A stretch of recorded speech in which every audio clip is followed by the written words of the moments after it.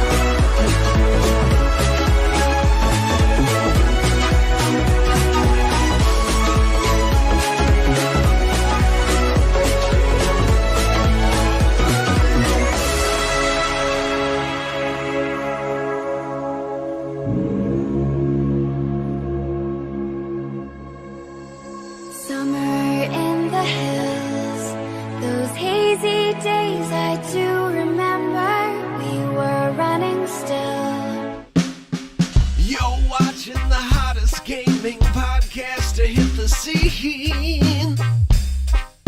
Class vs. Crass. The mastermind of this operation is Jason Levine. Class vs. Crass. With the help of his scruffy buddy, 85 to the RGT.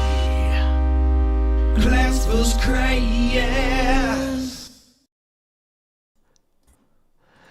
Good evening, all you beautiful people, and welcome to the Class vs. Crass Gaming Podcast. I'm your host, Hey Jay.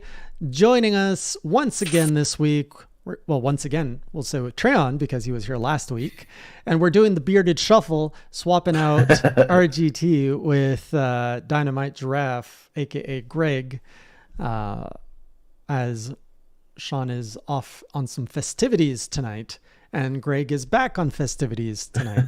You Americans and your festivities. So lucky, as we are in a meltdown here in Ontario, Canada. Hey, I think we'd rather trade all our shootings for that. Fair. Oh, yeah. Yeah, definitely. I don't know. You guys probably don't get Canadian news, but so right now, like in Ontario, specifically, our COVID cases are through the they've just like we've been fine for the past year. We've been watching the U.S. and like, what are you guys doing down there? And kind of going like, ho ho ho, from our we're too busy shooting town. each other. Dang, dang, dang, dang, But dang. now, I think the fact that like there's a vaccine that exists, on the Ontario government just went like, oh, we'll just wait it out, and now like things have gone to shit. And Friday, they've enabled like executive powers for the police to stop anyone they see outside, to basically ask like, what are you doing here? You need to be in your house. So I saw that. Ooh, wow. and all of the police, well, most of the police precincts all went out with a public statement saying, we reject these powers. We do not want these powers. And they're basically saying, we're not going to ask anybody what they're doing outside. That's their business. So you're telling me Canada you're is in a lucky. state of confusion right now? You're lucky our cops will take it and run with it. That's why I figured I'd share. That's probably very different from what you're experiencing. Basically, Canada's like, hey, I thought you were driving. No, I thought you were driving. Sorry, eh? Where are we going? Yeah. And then there's the COVID virus driving like, anyways, it's good to see all of you. If it is your first time joining us, welcome.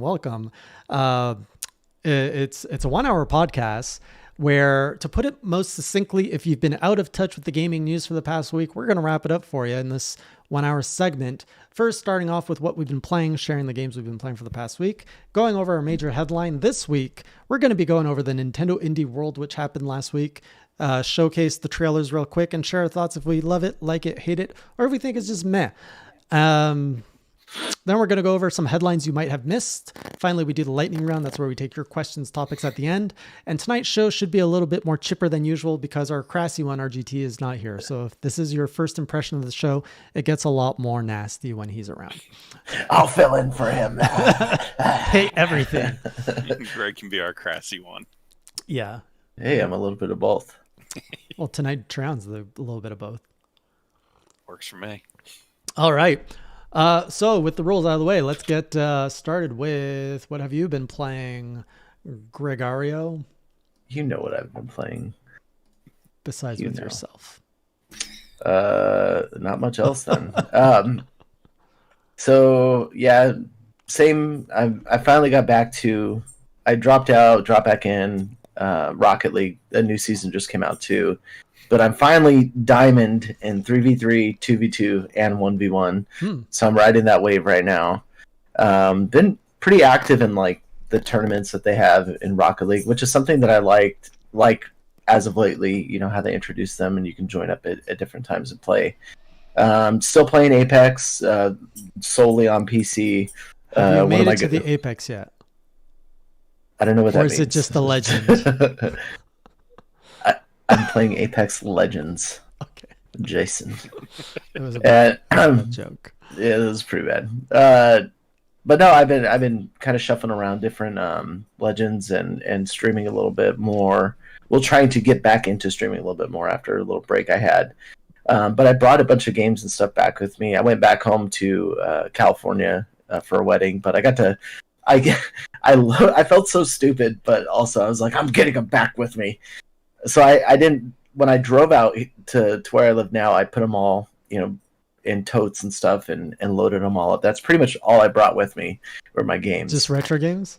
Yeah. And so I've been slowly putting them in luggage. Like I buy the luggage there and then load them up and then bring them back with me. How And big so of I'm a always collection worried. do you have? Like, I thought that was your collection back there. No. So there's still just a little bit more left at my parents' house, but no, I had 2 full suitcases full of gaming stuff, and I mean even stuff that I picked up that I forgot that I picked up. Mm-hmm. Like I had some component cables that fit the PS2, I think the GameCube and the original Xbox or something like that.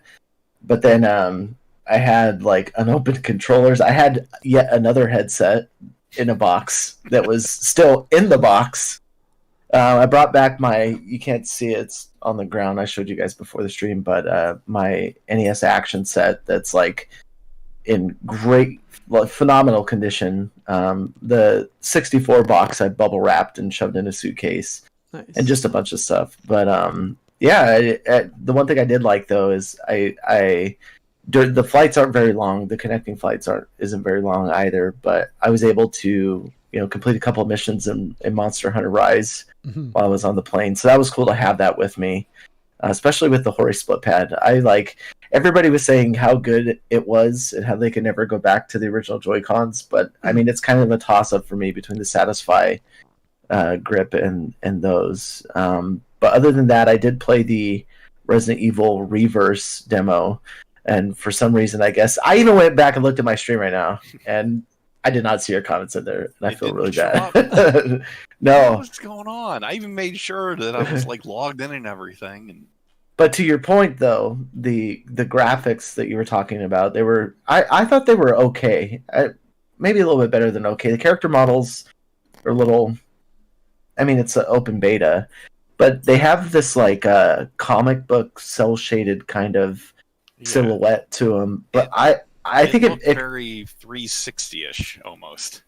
I don't know. It kind of fits for me. It feels like Mercenaries on the 3DS a little bit. I mean the filter doesn't really. I haven't seen them really do that in any other Resident Evil games before, but I don't know. I think it works in this case, and I actually, I wouldn't. I was going in. I was going to say I was optimistic about it, but I was really pessimistic because there hasn't really been a good 3D Resident Evil that's multiplayer that like really stood out to me, or that grabbed me, or that was fun for that matter, or connected to matches. But this one I actually had a lot of fun playing. You swap between the bioweapons and the humans, and you get power-ups and stuff. So I thought it was kind of cool. Cool. I liked raid mode in the 2 Revelations games. Like, I know that's only 2-player, but those have always been my favorite for the multiplayer. Outside of the 2 light gun ones for the my wife and I put like 40 or 50 hours into those games. Umbrella Chronicles co-op. Yeah. So good. Yeah, but I did like that aspect of the multiplayer, and the Mercenaries 3D was like one of my favorite multiplayer experiences in the Resident Evil universe. And then tee that up with the upcoming CGI movie or series that's coming to Netflix, and I'm like, man, all this stuff is just getting me hyped for Village, and I can't wait. I was really hoping they would at least tease the rumored Revelations 3 for the Switch, but I guess we gotta wait a little bit longer. Yeah. How about you, Treon? What have you been playing? I at this point, based on talking to Sean last week, I've essentially given up on Generations. Like, it just sounds like too much poison to me at this point. But my friend, she went down to Virginia to visit family, and she picked up Fantasy Life for the 3DS for me. And I'd always wanted to play that because that's from level 5. And I started it, put like a couple hours in. I'm really digging on that. And we missed it last week, but the Carrion DLC. Oh, yeah. Yeah, the greatest time of the year. It was their Christmas themed DLC. Oh. I mean, there's not a whole lot of Christmas theming to it outside of like the lights in the lab, but the actual game itself, like, it gives you start off as the monster. I don't know if you're in like a new lab or something else happening. They aren't that clear. It's just like they dropped in a new map for you. But on top of that, they give you your full stats. Like all of your abilities and everything are there right from the get-go. Okay. So your objective is just to get out of the lab, but it's harder than the last one because it gets a little bit trickier with the puzzles. And it's about an hour or so long. Okay, but that's it's a good. free update for your Switch version, so I definitely recommend streaming that one. Is it only free on? No, it's free on everything, but okay. I know you've got it on. You have it on Switch, right? Yes, I do. Yeah. The PC one got it like I want to say January, and the Switch players didn't know if we were going to get it, and then they just dropped it in March out of nowhere. A Christmas release in March. Yeah. Yay! Good But to honestly, anything to give me an excuse to hop back in the Carrion, that was my game of the year. So You're all about Tentacle Monster, eh? There's Oh, the thing. little bit of both right there. yes, I love that thing. Just tear the hell out of people. Yeah, I was felt a little self-conscious being watched when I was slowly like making people fearful, the enemies, and then I would eat them slowly. So fun. It is. Just hearing them scream. The sound design is amazing on that thing. And then the crunch as you Yep. snap their bones. This is a completely normal conversation. And I don't know why I did it myself. It's more a preservation thing, but they gave a warning that Balan Wonderworld's demo was going to get removed from the eShop, so I went ahead and downloaded it just to keep it. What a loss. Please don't. Stop. Dang. Well, I watched, I don't know if you know the YouTuber, Some Call Me Johnny, I don't. but he did like an hour-long review of that thing, and he actually played a co-op with a buddy, and they shredded it. Like, it is every bit as bad as you can imagine. How does a game like that from such a massive publisher even see the light of daylight? Who at Square Enix is like, yeah, that looks like a good game. Let's pass that through. Lot check. That's what I said. His theory that he kept reaffirming, and I could see this being the case, is that games that were released last year, they were essentially finalized and all set to go, so they were polished products. This is one of the first big releases from some place like Square where it would have been affected by the pandemic. So it could, and in Japan, I don't know if you know, but they were hit really hard with the development side of things because they're not used to working from home. So it could be that the game just wasn't as far along, and everything and it was a back burner game probably already. Right. So it everything kind of fell apart in the back half of it, which would explain why it's so janky. Right. That's definitely a big falling apart. Yeah, it's a mess. I mean, I'm sure that it'll get some sort of following like The Room in terms of like the movie The Room. It'll get that type of following. There, people will start gathering around it. Yeah, there's always those weird cult phenomenons. Yes. Anything else you've been playing? That's about it. Just the Carrion and Fantasy Life, and then I got to get up to my friend's place hopefully this week because she's gonna sit down with me on my system. She's gonna help me use her Monster Hunter Rise so I can start my own profile, and she's gonna sit there next to me and like walk me through it. Right. She still thinks that I'm not going to get into it, and I kind of agree with her, but she wants to give me every chance to actually. I think this is the last last hope, and if it doesn't, I'm sure you'll get into Monster Hunter Stories 2 anyways. Yes, that one I still want to get Stories 1 for the 3DS, but I'm definitely looking forward to Stories 2. So over in my end, outside of Monster Hunter Rise and Iceborne, I've been getting a real itch to just play something else, and I figured this would happen. I'm like, if I'm going to play so much Monster Hunter, am I going to be able to do this? So I had a day off yesterday where I'm just like, I'm going to do whatever. And I got seeing the Ninja Turtles trailer and the Nindy Direct gave me like so much desire to play an old school beat 'em up. Like I grew up with Ninja Turtles beat 'em ups. That was my beat 'em up, and I'm just like, oh, I really want to play this. And my son's over, and I'm trying to remember if he and I played a beat 'em up. I'm like, oh, it'd be a perfect way like to spend an afternoon, father son. Let's get a beat 'em up. So I looked up Streets of Rage 4, which was Sean spoke highly of it on the show, and I was like, all right, let's do this. So I shopped around, and it was like $30. I was like, I don't think I want to put $30 for a game I'm not sure if I'm gonna like. So good old Game Pass. There's a promotion where I was like, oh, I can buy it for $1, get Game Pass for a month. I was like, okay, we've got Streets of Rage 4 and we've got Battletoads on here. So I'm like, if one is bad, I can do the other. And if both are bad, well, I'll have only spent $1. So I'm okay.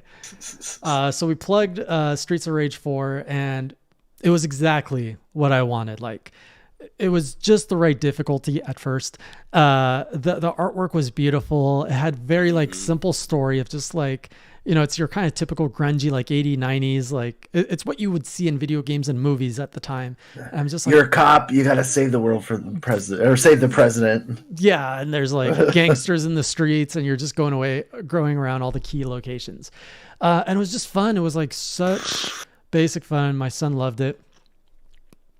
I've also figured out how to set up so I don't have an Xbox. I play on PC, but I've learned that somehow I have an Xbox wireless dongle, and I realized my 2 Xbox controllers can wirelessly connect to that, and my PC is connected to my TV. So I'm like, oh, so now we can actually sit on the couch with our controllers and play on the TVs. I'm like, that's the setup I want. That's the biggest thing that's been preventing me from playing a lot of PC games.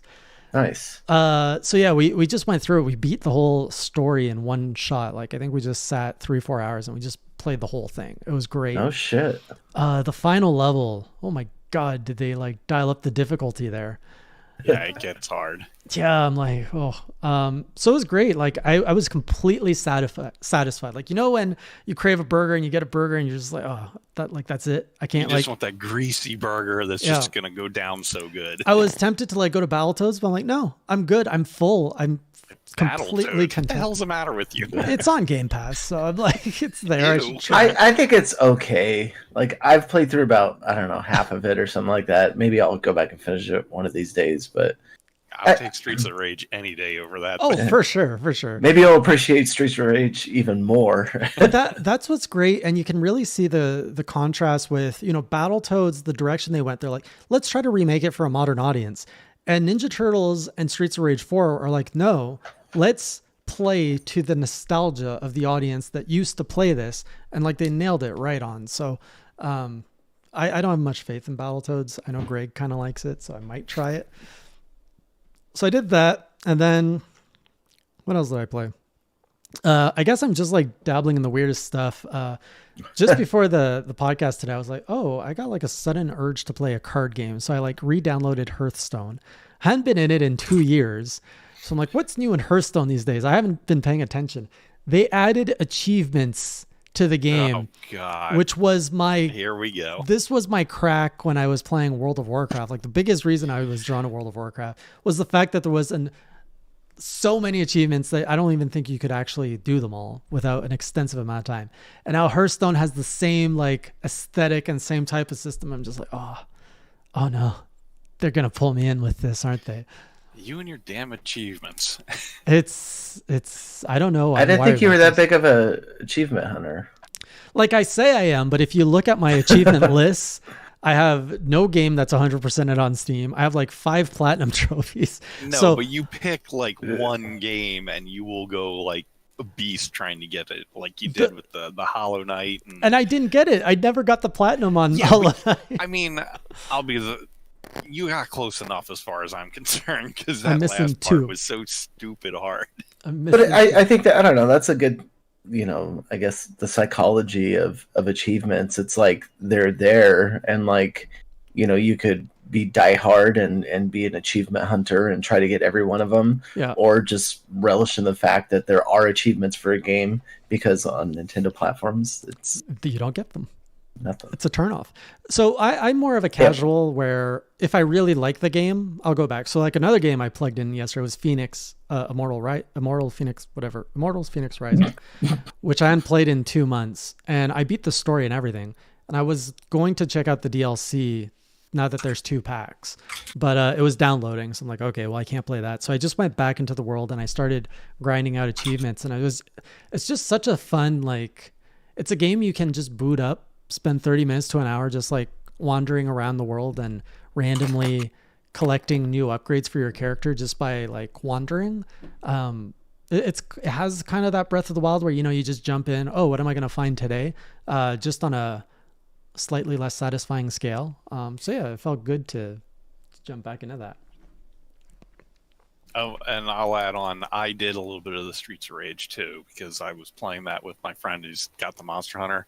She has that one, and I was like, let's go ahead and give this a try for some co-op. And yeah, it was my first time actually putting some time into it. And, but she was a little stuck on one of the bosses, and with the 2 of us, we were able to get through it. So Which one was it? Oh God, remember. it's the Jackie Chan looking one that like he ghosts around and makes copies of himself. Yeah, he was tough. Yeah. What's cool is that game, like I'm completely satisfied with that game. I'm not gonna go back to it because I got what I want out of it. But for those diehards, like there's I think there's like points that you can get to unlock retro skins for your characters. And you can also unlock new characters. So like if you play like on hard mode and all the different difficulties, and that's not my kind of grind though. Yeah. All right. What is your kind of grind? I don't have a comeback. I went to like where you'd think I'd go, and then I like went to the food area. I'm like, I can't make this joke work in any kind of way. Could we make? Okay, I really want to have like. Oh no! I really want to have a food comeback to that comment. Can we, like the 3 of us, think of a good comeback to that? What works as a kitchen comment? Like, what do you grind in the kitchen?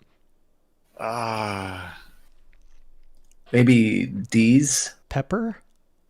D's what? Pepper grinder. I guess pepper grinder. I mean, meat grinder. Getting a lot of ammo here. Cheese grinder is good.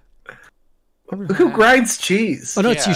You shred your cheese. You shred cheese. Shred it, bro. So is it just pepper and meat that you grind? And there's salt grinders.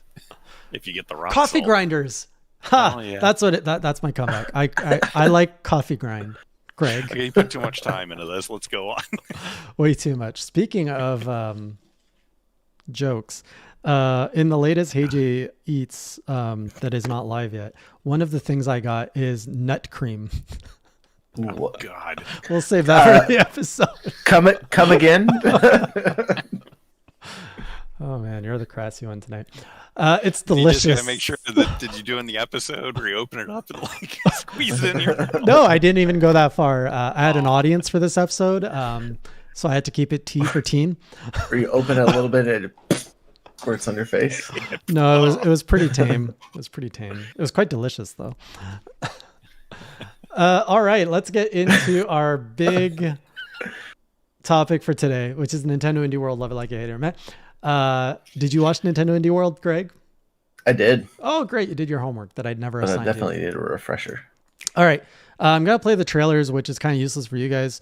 But first up, we've got Road 96. I know what Sean would say to this. Love it like you hate it, or meh? Meh for me.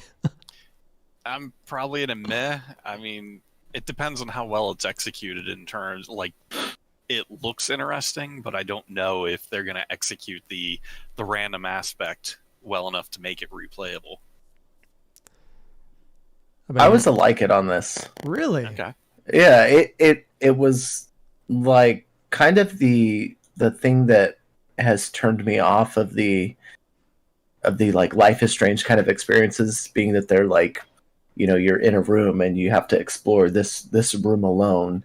And unless this is like an on rails like style adventure, I felt like it was a little bit more open than those types of like almost modernized point and click adventures. So that's something that I enjoyed about it. I really like the art style, Mm-hmm. and it's like kind of similar, but then it just seems a little bit more expansive, being that there's a little bit more detail in the world, and you see much more of the world around the character. Granted, you are in first person, but I don't know. I something about it was not like a complete turnoff to me. So maybe something I'd give a chance. Nothing pulled me in.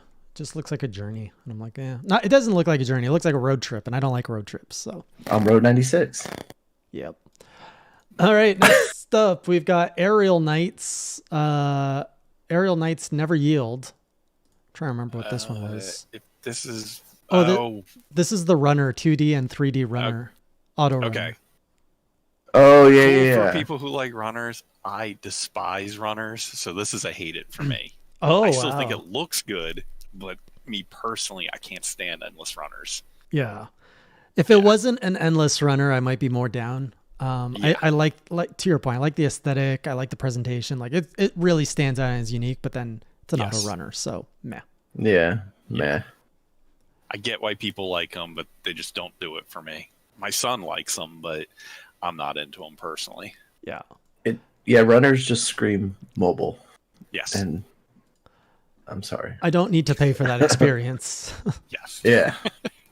$3.99. Next up, we've got Last Stop, which is... I'm trying to remember what this one was about. Yeah, same here. Oh, this is like another one of those adventure style games. I really don't remember this one. But it's meh. Narratives don't. Yeah, it do gave it me for a similar Yeah. vibe to the Road 96, like that type of adventure style. It's also called Last Stop. So take Road 96 to the last stop, and you'll have a great adventure there. And when you describe your own game as, what did it say? An awesome adventure or something. Yeah. Yeah. If Well, they're you not call gonna it- they're not gonna say mediocre or adventure. an incredible adventure. Although I want to try marketing a game and just saying, like, just using really negative marketing of like, this game sucks, don't play this. Just do a whole marketing Oliworld campaign. should have done that. Yeah. Next we have Hindsight, which looks like similar art style to Untitled Goose Game. Yeah. What is this one? I don't remember seeing this one either. This one, some of these I got you extended, slightly extended trailers because they only put in like a little chunk of the gameplay. The extended Like doesn't help explain Yeah. anything. It's from the same guys who did Last Stop, so Oh. it looks like another spin on that, adventure style game Oh, or narrative adventures, I guess you could call them. yeah. I'm not about this. Yeah, kind of meh. That's a meh. Yeah. Wow, strong lineup so far. Next we've got Oliworld, which I was remember. actually shocked at this one because I still have the Oli on my 3DS and my Wii U from the humble Nindy bundle, and I actually like that one. So I'll give this a like it. I'm pretty curious to see where they go with it. Yeah, I'm gonna like it too. Meh for me. Skateboards don't appeal to me. Okay, fair enough. I still skateboard infrequently, so I was like, yeah, this is cool. I used to play like a bunch of the Flash ones during my internship. As a kid growing up in the 90s, I was like, I gave skateboards a chance where I'm like, okay, everybody's skateboarding. It's the cool thing to do. I'm a kid. I should like this. I had a friend with one. So I tried it. I got on it and like I kicked a few times and like it barely moved. I'm like, this is skateboarding. This is so much effort. I could run faster than this. Like, this is such an underwhelming experience. And I'm just like, I'm never again. I don't have the coordination. I've fallen on my ass more times than I'd care to count trying to skateboard. So I'm like, nope, no coordination. That's a no-go. But video games like Tony Hawk, I love the hell out of Tony Hawk because it allowed me to get that experience without actually doing it. So in terms of chat, we've got the Irish Rose who's excited for Oli. That's actually my friend. Oh, great. Well, welcome, friend. Yep. Unforgiven wishlisted. I think he said he wishlisted the Road 96, which is not a game I would expect Unforgiven to wishlist. Well, never assume. The Longing is the next one, which was play as a lonely servant. Yay. Oh yeah. This is real time. I don't get this. Like that count. They say that day count 400 days. Yeah. Yeah. And it's real time in game. So This if is you're not so playing, slow. it's counting down that entire time. So I don't know how this, like, it's a meh, because I just don't know how it's supposed to play right now. He walks so slow. I know. He mines so slow. Do you like put commands and leave for a day and come back and he's still walking? I don't know. I haven't seen any reviews on it. I know it's out now. Like, it's already been, like, it came out the day of the show. Interesting concept, but this seems like the type of concept that no one tried to do because nobody believed it would be a good concept. Yeah. Meh for me on this one. And Nintendo was like, yeah, throw it in the pile. I mean, maybe they're trying to tap into the Animal Crossing audience that does the daily grind. So Maybe it's like your nano pet, but it lasts 400 days. yeah. What was that? That was called the longing for another game. Next we have There Is No Meat Game. grinder. No, it's not Meat. Grinder. Pepper grinder. I'm starting to wonder if I've actually watched this indie showcase because I'm not recognizing a lot of these. Are you feeling okay? Yeah, I'm okay. There Is No Game is the next game. With this one. Draw Me a Goat. Oh, my son has played games like this on Flash. You know, my wife and him say that they're pretty fun to play, but I haven't tried this style before myself. Oh yeah. Is it like So- fourth wall breaking kind of stuff? Kind of. I get a sense it's got kind of a WarioWare, Yeah. like the micro game style to it. Yeah. I'm going to like this. I'm intrigued. I could see myself enjoying this. I'll go from I'm in between a meh and a like it. I wish WarioWare games would come back though. They're fun Yeah. as hell. I would They've got try great this. comedy. I would gamble money to play this. Like I would buy it. Okay, then we expect a stream. I have so many things to stream. Next one, we've got the Teenage Mutant Ninja Turtles, Shredder's Revenge. Love it. That's Yes. that's a love it. Although I Highlight. will say, I'm not completely in love with the art style. What? It's one of the. I love the art style on this. You're probably thinking like me, where you're still too used to the arcade games and you Yeah. want it to be close to that. But if they get the gameplay to be close enough, I'm completely down with the art style. Like But it kind of says mobile to me. No, Okay. I prefer this art style over the old stuff. It feels fresh, Yeah. but looks. But I mean, familiar. I still am like heavily looking forward to it. Mhm. yeah, Like I'm super excited. I just hope that there's a lot of meat there, and obviously I want physical. So as long as it's got a lot of meat and it's a physical game, I'm all over it. Probably not at launch, but I would be surprised if they did not release this physically, just because of the target audience. Honestly, they should just do a general I thought- physical was- release because it'll sell like hotcakes. Was it Limited Run doing a physical or no? They haven't said anything about it on this. I hope one. they don't because I actually want to buy it. Yeah, well, that's the thing. I want a general release where, Yeah. because it's also .emu or whatever, and they do Yeah. general releases. So I've at least got high hopes for that. Okay. Sick. Next, we've got Chris Tales. Oh, yeah. This one it's a. Is it a remake? JRPG or it's a JRPG style. This one you can actually download a demo of and play on the Switch right now. I like the art And- style. I have it downloaded, but I just haven't played it yet. But I'll give it a like it because everything. Apparently, the triangular, you are in different time periods, and it shifts as you're playing through the game. Oh. Oh, okay. Even in the battle, you're shifting between time zones, Yes. it looks like. As I said, in your case, Jay, you should definitely download the demo Mm-hmm. and give it a try at some point. For sure. I'm between a meh and a like on this one. It's not winning me over fully. Yeah. Meh for me. Yeah. JRPGs. Yuck. Oh, Hit me right in the heart. This Yeah. one's interesting because this was a Konami coming back with Oh yeah. Getsu Fumaden Undying Moon. I was so surprised to see Konami behind this thing. Yeah, A no shit. remake of a 1987 Famicom game. Really? Yes. I had no idea except for your Yeah. notes. I want I want Goemon, I want Castlevania, and they go and bring this back. I mean, it looks cool. Oh, you but- want Castlevania? Here's Getsu Fumaden. Yeah. Now, this is supposedly a roguelike. Yeah, I don't know the full details of it, but it's got roguelike elements in it. none of it appeals to me right now. I love it. It all appeals to me. Really? Really? Yes. The map in the lower right looks like a Metroidvania style, so it's got a like from me. Huh. Dope. I like the man. art style. That's about it. Yeah. The art looks gorgeous. Next up, we got Aztec Forgotten Gods. This Oh, one, yeah, this one looks dope too. yeah, I gotta like it because I'm very interested to see where they go with this. What is this? I like the art. It's Oh, like part 3D platformer.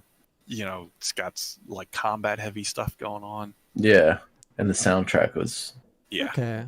dope. I'll give it a I like. got high hopes for this one. I have low hopes. I don't think they can nail. It looks ambitious what they're trying to do, but I'll give it a like it. Love it. It gets a love it. Wow. Gets a like it from me So until I much see a love. little bit more. Then we have Skull the Hero Slayer.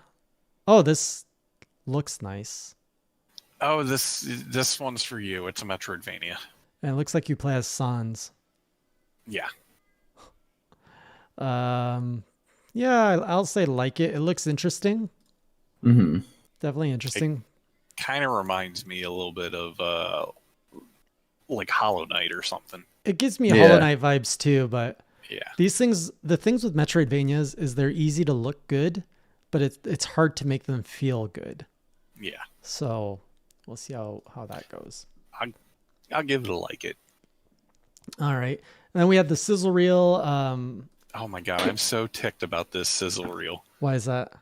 Because one of the most important games to me was just like literally seconds. Fez? No. Oh, okay. Oh, House of the Dead House remake? of the Dead remake. Right. Oh yeah. What the hell were they thinking? Like, they even had a minute-long trailer that came out after. It should have been part of the main show. Damn, it should have. But let's get through the sizzle reel. We had first Art of Rally. I think we talked about this. Yeah, because before you said you're like, oh, I don't know if this is an actual racing game because I haven't even seen any actual racing. And then Right. all the shots they had before were like that, were like super close up and like. Yeah, I'm curious if the close-ups are the replay cam, and then And the now it actual just looks like racing is the off-road. overhead. What, like, why wouldn't they show two cars next to each other to really push home that, hey, you are racing? Well, that's not rally racing. Rally racing is usually a single, like a line of cars, and you're just trying to overtake the next one. Right. But in this Yeah. in this trailer, you only see one car on screen at any given time. Oh, probably because it's still in development, and like they haven't added in the AI for the other cars yet. Maybe. I don't know. Anthony says Chris Tale's demo is pretty good. Cool. So we'll see if your opinion matches The ours. art of and rally Anthony. for me is a meh right now. Oh yeah, it's a big Yeah. meh for me. Yeah. Next, What a letdown too. I like the pun here. This is called Kiwi. Mm-hmm. Oh, and they're Kiwis. Yes. I figured you'd get a kick out of this one. I mean, I already am smiling at this just because of the punniness. And there's an octopus. No, that's not an octopus. It's a This squid octopus. it's an octopus. Looks kind of like a puzzle platformer of some type. Yeah. Okay, I like this. And it looks like co-op, so I'm on board. I'll give it a like. Yeah, this is a like for me too. Look cute. Yeah. This looks Yeah, cute. this one in the sizzle reel, it was literally like 5 seconds. You couldn't even see anything in the sizzle reel. It was maybe too much of a sizzle reel, more like a burn reel. Yeah. Turned it up too hot. We've got next up, we've got Labyrinth City By the way, thanks Treon for pulling all these trailers together. Like we're actually getting No problem. the moment. Oh, this looked like garbage. Big meh. Big meh. Tell me how you really feel. I'm curious about it. It's got like that Where's Waldo vibe to it. So It does. It really does. yeah. You just completely shat on somebody's lifelong project and called it garbage. I can't believe you, Jason. I mean, it's all subjective, right? My opinion is if they wanted a truthful like first impression, if it's a Find Waldo type of game, then hey, they nailed it. I'm between a. I'll lean more towards a like it. Really, I want to see more gameplay, but I'm it's done. got me curious. I don't want to It's see it also anymore. it's a meh for me. Well, I mean, it looks like it would have flourished, and I think that's Nintendo's, one of their only really big blatant faults for the Switch being the primary console, is that you can't unload other titles like this that probably would find success on the 3DS. Mm-hmm. Yeah. We've got Hall asking, speaking of indie games, have you guys played Noit to Love 1 or 2? It's not a dating sim. It's a chaotic platformer. Not familiar with that. I've one. not heard of it, so no. Is it on the Switch? Because I don't do as many PC indies as. I mean, I use the PC mainly for work, so. Mm-hmm. Next, as he answers that, next up we have Weaving Tides, which I have to say, beautiful art style, but I'm not seeing anything here that draws me in. I mean, I do like the visuals. It looks kind of puzzle-ish. A little bit. It's somewhere between a meh and a like it for me. Gonna give it a meh. Yeah, same. Then we've got House of Dead. I don't think we need to talk about that. Oh my god, are you serious? House of the Dead remake. Let's see. This is probably one of the only games that I hope that they do come out with some sort of controller adapter or some sort of accessory for it, because playing with the Joy-Con, I don't think.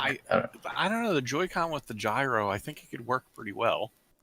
I mean, I agree. I would like some sort of locked-in gun. Maybe it uses the camera on the bottom of the one, as like its sensor. But even if it's just the gyro, I think that'll work pretty well. Whoa! This has almost 1 million views.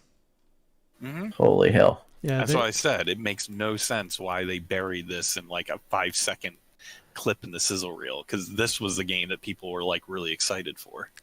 And it's from the same team who worked on the Panzer Dragoon remake. Did they say they already have another one for the second one in the works too? Panzer Dragoon 2 is already in the works. No, I meant House of the Dead. Happening with Saga. I don't know. The last House of the Dead I knew of was, I think it was 4, and it was on the PS3. Like it's getting ready to go bye-bye with the with their online store. Yeah. No, I could have sworn I saw something that was like the House of the Dead remake, and then they are also currently working on House of the Dead 2 remake as well, but okay. I could be incorrect. See, I've got the 2 and 3 collection on the Wii, and I've also got Overkill. Again, when it came to those light guns on the Wii, my wife and I put so much time into those. They were so good. Speaking of light gun games, we need Link's crossbow training back. They were talking about that on the Spawncast last night. They were joking about it. It was such a good game. It was, but it was, God, like an hour long.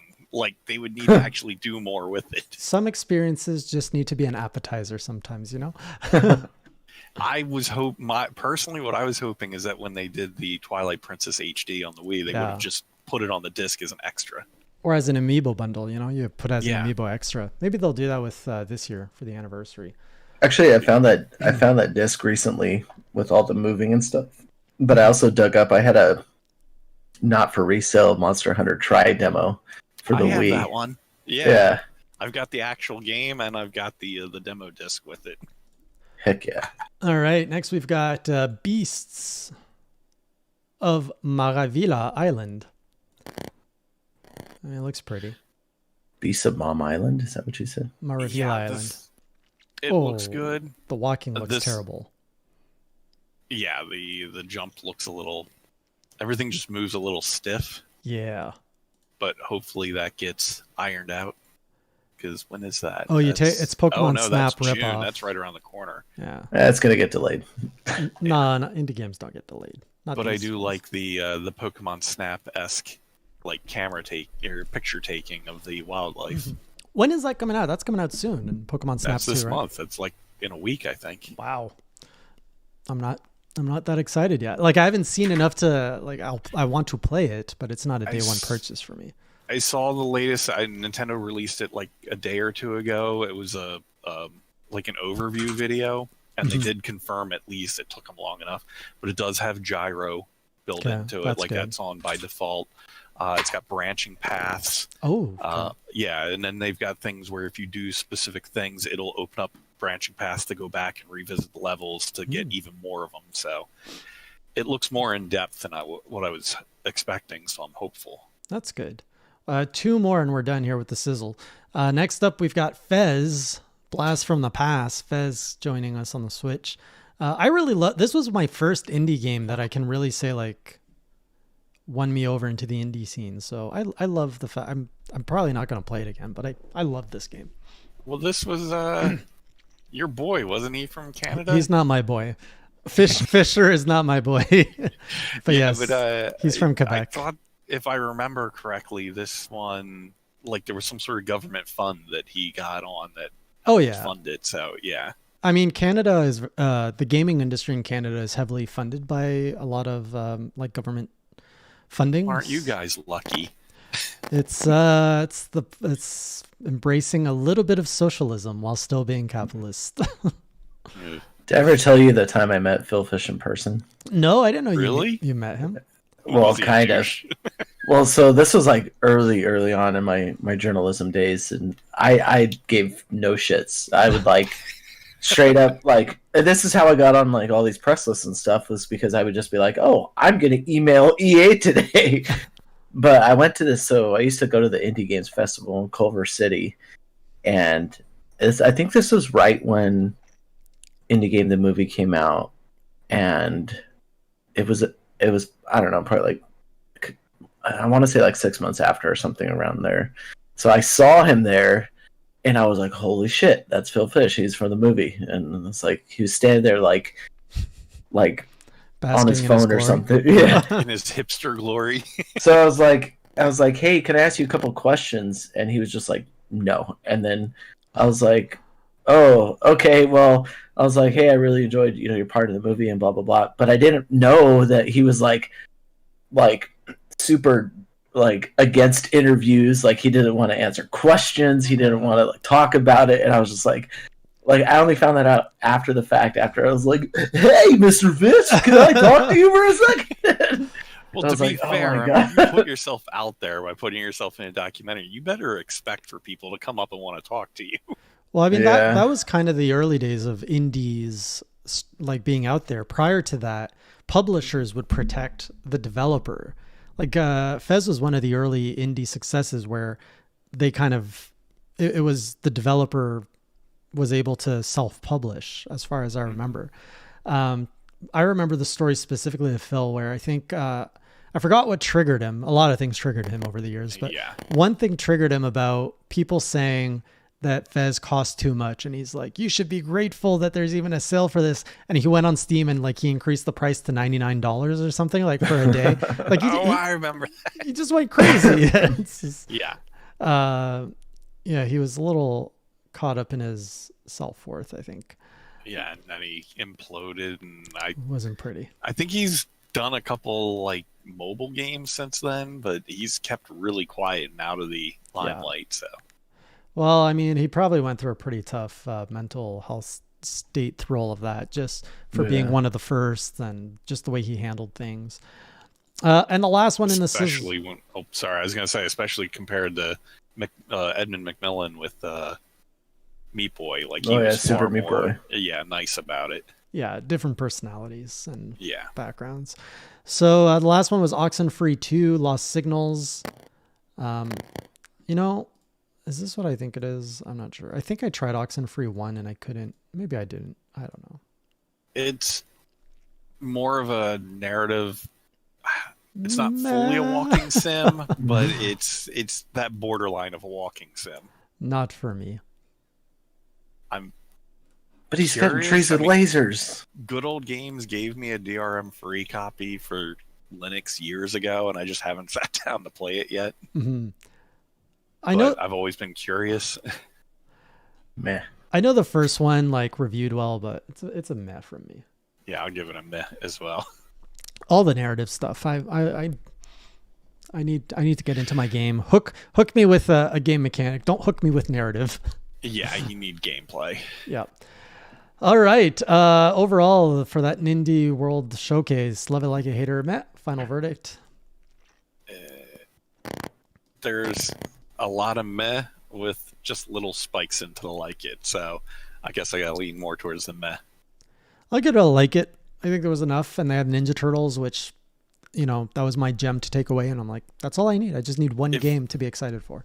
If that was the premiere of Turtles, I would have given it a like it to a love it. Fair. But we'd already known about Turtles, and the only thing that came out of nowhere for me was House of the Dead. Yeah. But that wasn't quite enough to push me over the edge. Yeah, definitely not enough Silk Song Unforgiven. Agreed there. How about you, Greg? I think it averaged, I think overall, I like it. I mean, and I can't say, a lot of the stuff that was meh was my own personal preference, because it did look visually good. And granted, some look like they need a little bit more polish, but I think it was a very solid indie showcase as compared to, especially, Sony and Microsoft's this blows presentation the hell out of especially their That's a indie low show bar. that they had. Yeah, very low. And I think it just stands, again, speaks to Nintendo perfecting what they continue to do well and setting.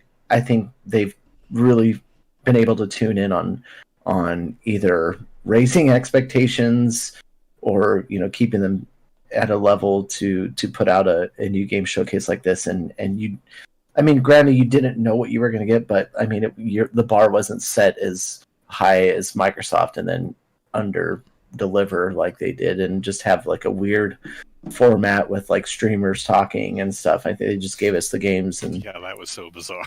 Yeah.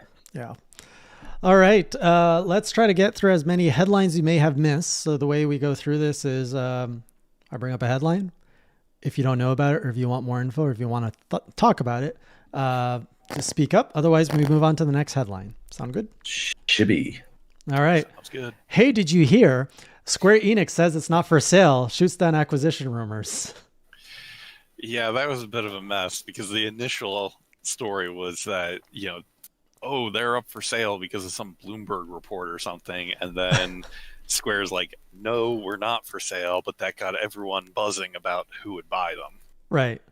I personally think that, I feel like Nintendo would make a lot of sense, because they publish so much of their stuff. Like, if this were to happen. Right.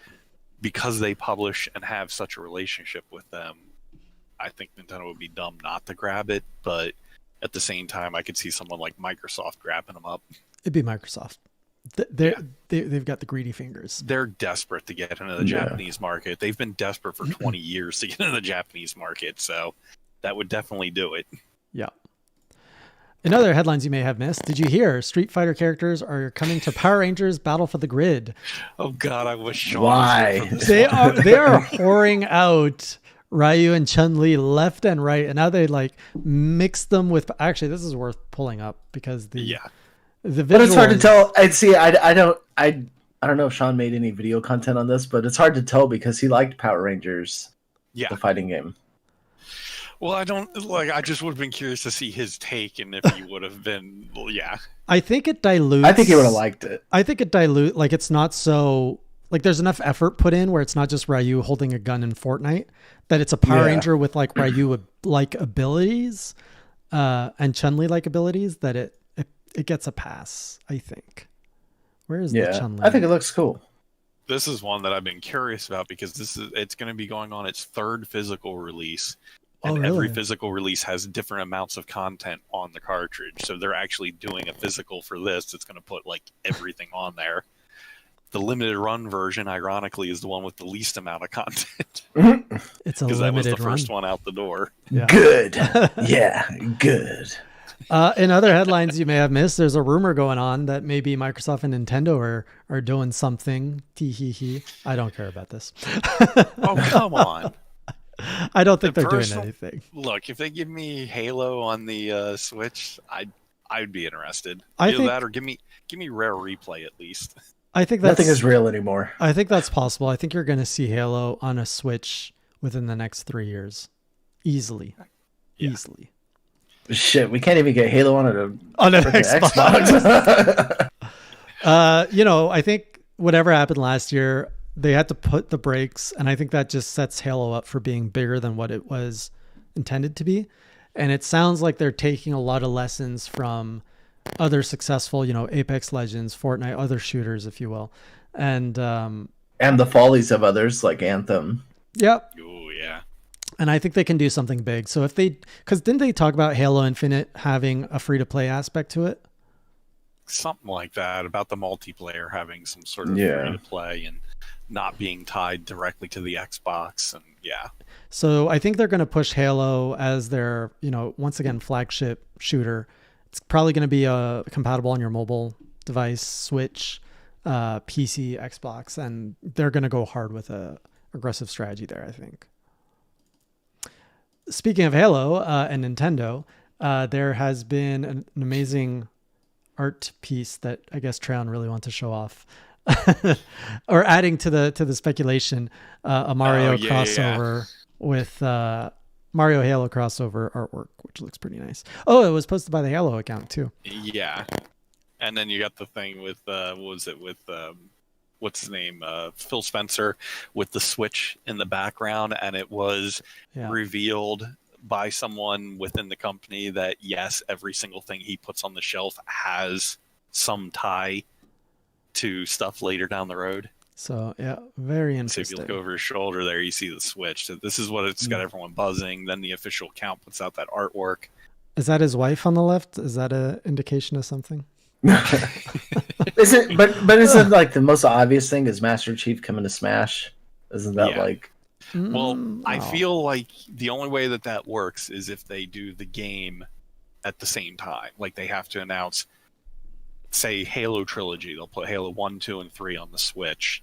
They release that, and then right around the same time, they say, oh, Master Chief is coming to Smash. that'd be so weird. That's just in my head that It'd be weird. I can't Because see it them seems putting to a be maybe. it seems to be a requirement that Nintendo has, is like you have to at least have a game starring that character on our system. Right. yeah. Oh yeah. Well, The only exception, and they even fixed that, was with Persona Joker, because he came in Scramble. and Cloud, Final Fantasy VII wasn't out for quite a while because Cloud released on the Wii U. Final Fantasy and VII then came out. it came out on the Switch. Yeah. Yeah. I'm with Joseph here, Doom guy in Smash, but maybe he's too. Although they're Bayonetta, so maybe not. Did you hear Epic secures $1 billion in funding with Sony investing another $200 million? And at the same time, Epic is expected to lose over $300 million in its legal battle with Apple. Well, Epic, keep on doing you. So, I mean, I think that funding from Sony is more related to their Unreal Engine more than anything. But Yeah.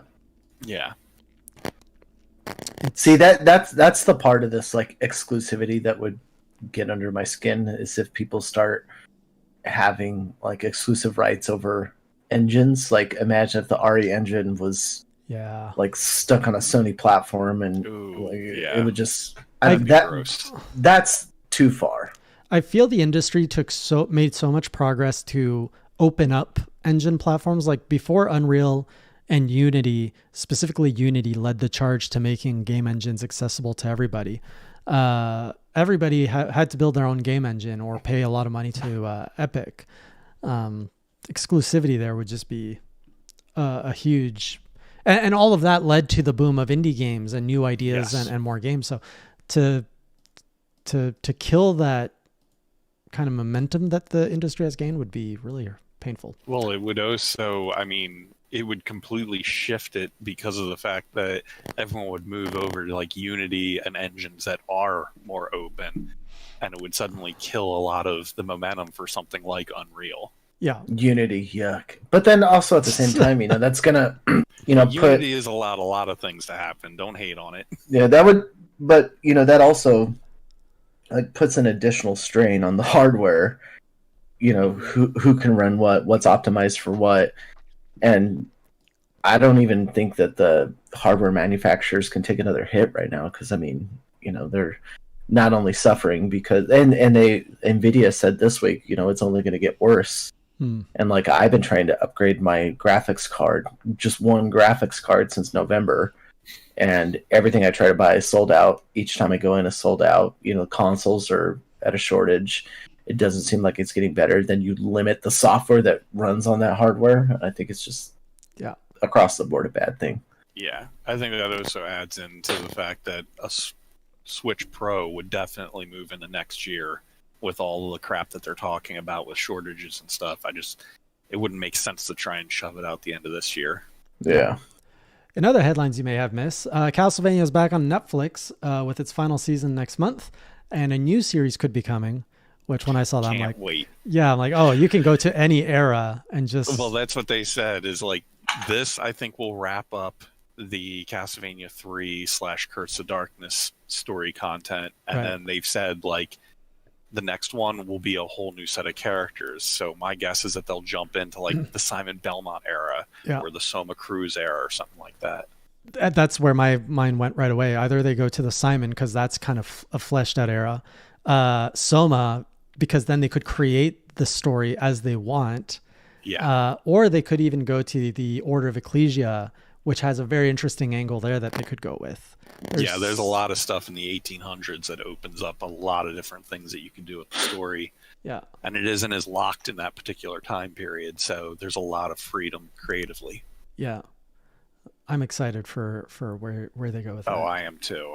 I've rewatched the first 3 seasons like 5 or 6 times now, and I keep picking up on new little pieces of lore that they stuck in there. That's nice. In other headlines you may have missed, Switch hardware shortages are possible later this year, says the CEO of Nintendo, so as Treon was mentioning. In other Nintendo rumors, Fire Emblem Path of Radiance and or Radiant Dawn remakes maybe, possibly, in development. I'm not in the Fire Emblem, but I hope to God this happens for the fans, because those 2 titles are so obscenely expensive and hard to get now. Those are the GameCube titles, right? GameCube and the Wii. Right. I would love to play those if they would make them accessible. They're good. I mean, what I've seen of them and what little bit that I played of them, like I'm not into the series myself, but they were really good games. Yeah. It's just they've been locked on that hardware, and even when they came out, they weren't huge print runs for either one of the systems. Mm-hmm. I picked up Radiant Dawn for like $25 a couple months ago. Wow. Really? Yeah, I had to go buy the case though. I usually see that in like the 80+ range. Well, I went to this like thrift shop that's near me, and I was like, "Come on, this is $45 that you have. It's just a game." And I talked them down to about. I talked them down to 30, and then I was like, "Come on, $25," and they were like, "Okay." Holy crap! Anthony disagrees with you, Treon. He says those are 2 of the worst that have been released in the U.S. in terms of Fire Emblem games. Hey, I'm just talking based on what I've talked to the fan base, and there's a lot of people that really dig on those games. And if you scrubbed them up with, HD graphics, it would only help. Actually, was it complete in box? Great. The one that I got? No. Yeah. Oh, it was just a disc? Yeah, but then I ended up buying the disc, I think from Amazon or Marketplace. I can't remember. I was gonna say, or not Amazon, to eBay. Like $70. Yeah, and it was I think it's in good condition. It's somewhere behind me. In other headlines we might miss, and we're going a little bit over time, but we'll be wrapping this up soon. I don't have a problem. Sean's the one who's usually in a rush. Whoa. He's always multitasking on Sundays, or needs to go to the washroom because he's got a little bladder.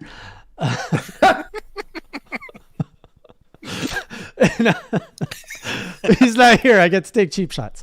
In other news you may have missed, Retro recruits DreamWorks talent as a lighting artist from... Oh my God.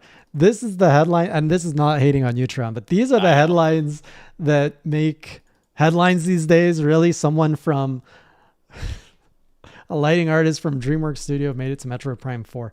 In other news, today a car drove by on the road.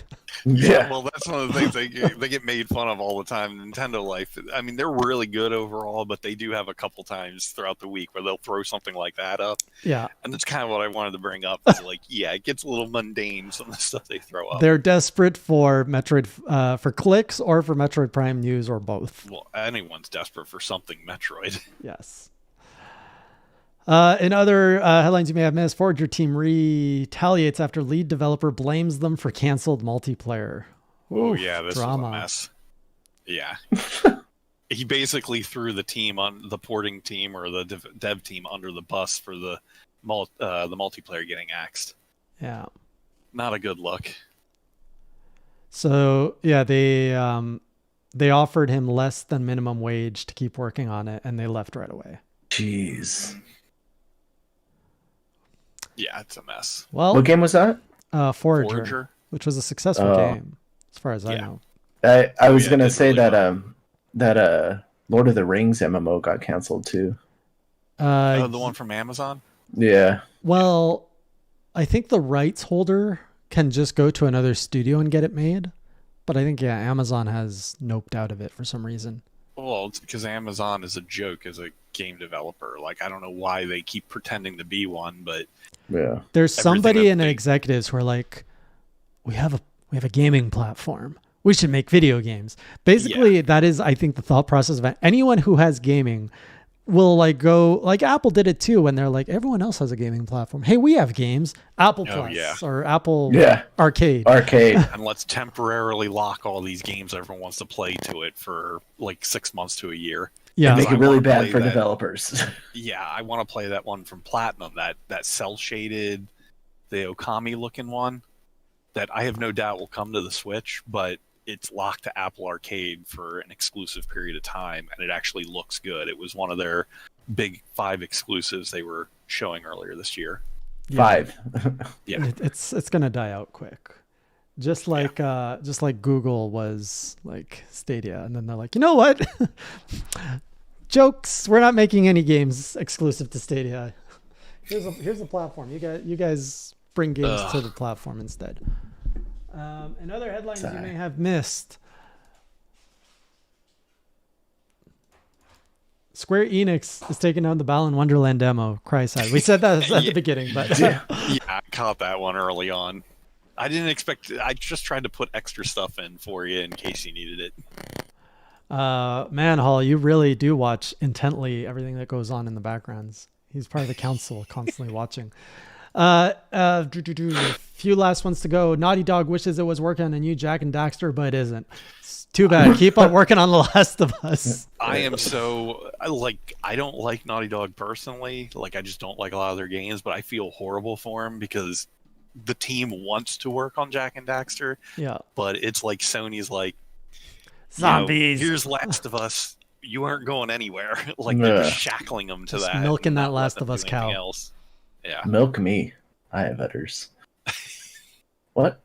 And it's a good, like, it's one of the few series from them that I actually like. So Yeah. I would, and it's been over a decade, so I'd like to see them bring that one back. Or sell the IP to someone else and let them do Yeah. it, you know? Well, I'm sure they're not exactly thrilled about seeing their neighbors over at Insomniac that get to keep doing Ratchet and Clank, Yeah. and they're not allowed to do their Jack and Daxter. Yeah. Yeah. We got some F-Zero news, specifically an ex-Nintendo designer saying F-Zero is hard to bring back without a grand new idea. Okay, that is the biggest pardon my friend. That's the biggest load of shit that I've heard, because there are so many ideas that you could do with that series, like a racing open world brawler hybrid, like where you're running around as Captain Falcon in like a 3D world, and then you can actually hop in the car and go to races. Like, give that to Platinum. And Right. Falcon Punch. you got a game made right there. Kind of Yeah. like Forza Horizons. Like that, like like you that know, type of you're open going world. to you're Yeah. going to races and But then you can do, because the way I look at it is, it's been 15 years since the last F-Zero, and you take into account that your average gamer knows F-Zero more for Captain Falcon from Smash Brothers. Yeah. So a Yeah. brawling game hybridized with the racing would just make a lot of sense. Yeah. I think they're too narrow-minded in the fact that, it has to be racing and we have Mario Kart. And it's like, Yeah. well, think outside the box. I mean, they shoved 2 F-Zero tracks, for Christ's sake, into Mario Kart 8. Yep. So they're like, there, we have F-Zero. It's done. Slap on a Mii costume and you're good to go. Other headlines you may have missed. Reggie says he's got an English version of Mother 3, but still hasn't played it. What a troll. I love that because I saw the tweet where someone, hit him up saying, where's our Mother 3? It's been 15 years, something like that. And then he went and threw this out as a counter. Wow. Basically teasing everyone that he's got the English version. And doesn't play it because he's just like, whatever. Yeah. And lastly, Capcom is closing down its online stores in the US. Is this They actually had a physical online store like some of the other companies. And I actually used to go there and you used to be able to get some really good deals. Oh. But they're shutting that entire thing down. Oh, that's kind of sad. Where are we going to get all of our Monster Hunter plushies now? Japan, PlayAsia. Oh, I guess so. I think I bought some stuff from there too. The Capcom I fall store. in love with PlayAsia. Like I hit them up for a lot of stuff now. Ooh, this Monster Hunter Iceborne Steel book looks really nice. Maybe I should buy it before they close down the whole thing. Oh, it's on a waiting It's list. still available. Yeah, I was gonna say. I don't even think a lot of that stuff's available at this point. No, I'm sure I'll find it floating around the ether somewhere. For like $900. All right. Those are all the headlines. We'll do a quick 3-minute lightning round if anybody has any questions, comments. It's been a fairly slow chat tonight, so I wasn't expecting too many questions. But we do have one from Timothy. What PSP, PS Vita, and PS3 games should I buy before they close the PlayStation Store? Whoa, that's a lot. Yeah, that's a loaded one. Well, PS3, I would say only, and I mean only, go for ones that are like true exclusives. Because with the whole CMOS battery thing, and they did confirm that applies to the PS4 and the PS5 now. And there's rumors that the Xbox Series X has some sort of built-in block, but there hasn't been any confirmation on that one yet. You're going to want Castlevania Lament of Innocence, which you can buy on the PS Store for the PS3. Yeah. That one I know for sure. Although I will say you can get it on the PS2 without all the headache for it's good like point. $10-15. Good point. And Yeah. and it'll still play too, like 20 years from now. You won't have that lockout. Yeah. Any other, Greg, anything come to mind for you? I've been so far removed from the PlayStation I will recommend ecosystem. Some of the exclusives that were on the PSP. I made a video about it last year. Oh yeah. That's an old school one. It's just 10 months ago. It feels like a lifetime ago with all your Monster Hunter content. Before Monster Hunter content, I made a video of 10 exclusive PSP games that you can only get on the PSP. Now, they're probably, over time, you're going to see more and more of these games ported, like the Final Fantasy VII one. I miss having like memes next to my face, that format. So you have like, Crisis Core. You might want to do Crisis Core. But again, that's because that one's released. still locked onto that. They haven't done anything with that. Yeah. I think there's a Kingdom Hearts game, maybe. Patapon has been ported, but Patapon 3 has not been ported yet. Check out that video. There's some good recommendations in there. Yeah. Good call, Greg. The Trials of Mana is freaking amazing. That's on the Amazon, I think, has it for 20 as well. Next question from Meters. Has anyone played the Resident Evil 8 demo? I have not. That's going to be all Greg, I'm assuming. Where's it available? What, Resident? It was a limited time. They have it in like timed blocks. I did not then. I was looking to see if it was on Steam. Did you play the demo, Resident Evil 8? Greg? I did not. I know Stadia was supposed to have it as well at some I mean, for someone who can't, play it, that's an option. Although it runs like crap for me. Did you tweet that out, Jason? What's about that? the demo, the Resident Evil? Yep, I demo? was saying Stadia has good for a demo platform. It's great because you just jump in, play the demo, and you're done. Yeah. Unless you're doing online multiplayer, because I tried Destiny on there and it ran like garbage. Poo-poo. Yeah. Hall asked, "Do you already have the Balan Wonderworld demo to stream?" I've played it. I don't want to stream it. I don't want to play it again. I don't want to add to any fuel that makes that didn't game. you do a video on that one? Did I? Or was that just Sean did? I think we just did a class versus Crass. I did. That's right. I kept nudging you to play it, and you played it off stream. Yeah, and I'm like, this isn't worth anything. I feel, for some reason, I feel like it's going to be one of those games too that shoots up in price, like Devil's Third, just because of how. Oh God, yeah. Yeah, no, like they can have their money on that one. I might buy it just because of that. Maybe when it's like $15-20, I'll do it. From Josub, have any of you won a game of Tetris 99, Pac-Man 99, or Mario 35? No. I don't have the online, the NSO, so that's a hard no. Tetris 99, I think I won one, and I think I have about 30 or so wins on Mario 35. Tetris 99 is the closest. I came in 4th place, I think. But I love Tetris. So stressful. I don't know why. They're just... Next question. What's a good bad game to play? That's not Good. Mario Sunshine. I can do a game that I seem to like that everyone else seems to hate on. I mean, Sure. I can do a couple of those. Star Fox Zero. Oh, yeah. Agreed. Yeah.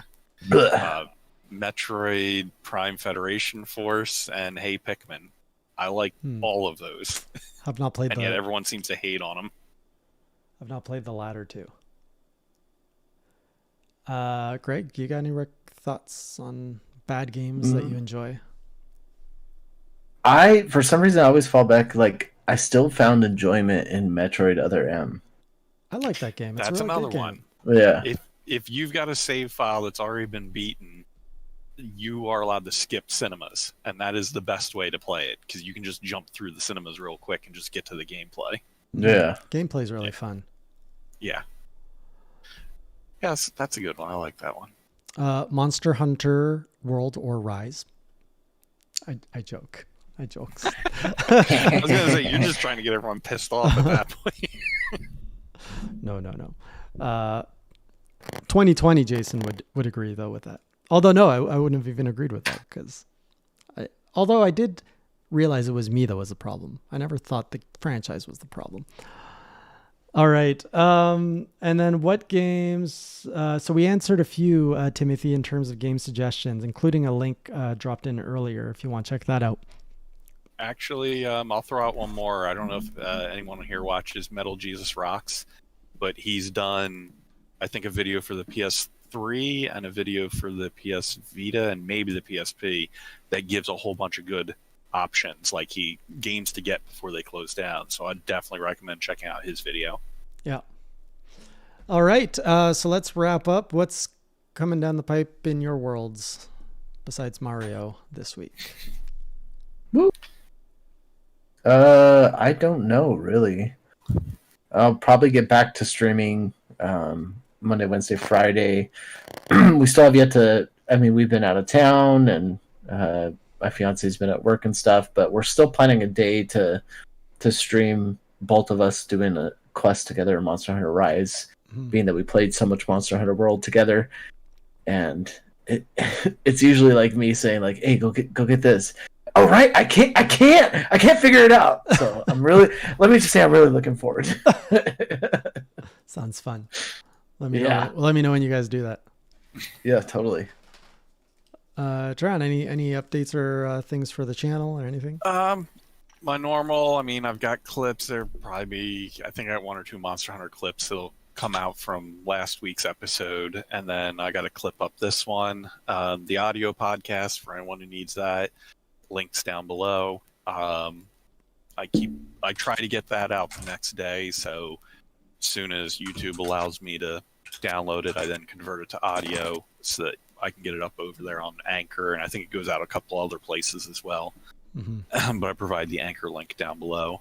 And aside from that, I mean, as I said, I'm going to try and get over to my friend's place and give Monster Hunter Rise an actual try. Good luck with that. Yeah. Over in Hey J World, the next Iceborne Journal drops tomorrow. And then we've got a Rise stream on Tuesday, World stream on Thursday. And I might have a Hey J Eats coming out probably late this week. I filmed it today. And also have a Castlevania Diary in the work. We're Nice. With a new editor on board helping out with that. And I also have a Witcher update, but I don't know if I can get all that out before next week. So we will try. Otherwise, I also recommend checking out The Council, which is a YouTube channel that does supercuts of my streams. They're a lot funnier than the videos I put out. So I'm going to link that if anybody wants to check out some Monster Hunter Rise supercuts. The Monster Hunter Journey, your Journey playlist on this channel features your videos, clips from this channel, and it also features all of the council stuff. So I try to put it all there in order. Oh, it's the extended edition. It's like the Lord of the Rings extended edition. Yeah, pack. it specifically says the Monster Hunter, Complete Journey edition. plus bonus clips. Yeah. All right. That's cool. Thanks for doing that. All right. Well, I hope you all have a great week. We'll see you next week, same time, same channel. And until then, keep it classy, or as Greg would say, Keep it crassy. or as Treon would say. A little bit of both. All right. Have a good night, everyone.